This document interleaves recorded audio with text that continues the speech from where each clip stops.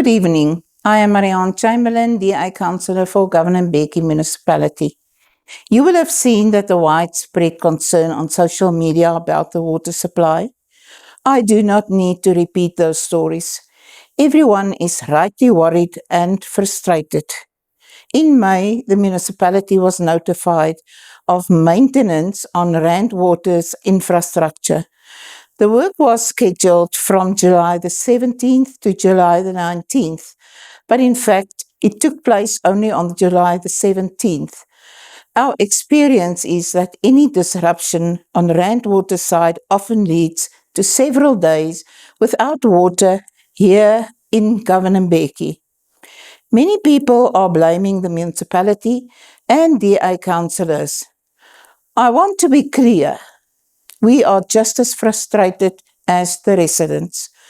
We too have been without water. Our concern is with the stability of the supply. All indications are that Rand Water is not operating at full capacity.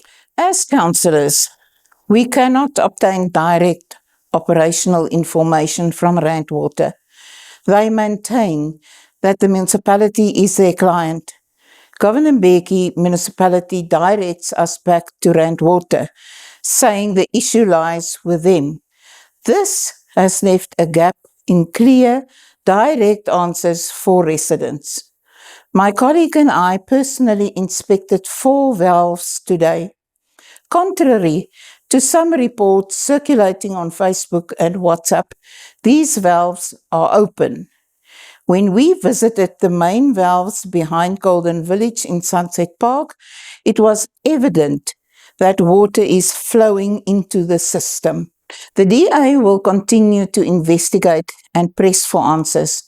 We will share with residents whatever verified information we can obtain as quickly as possible.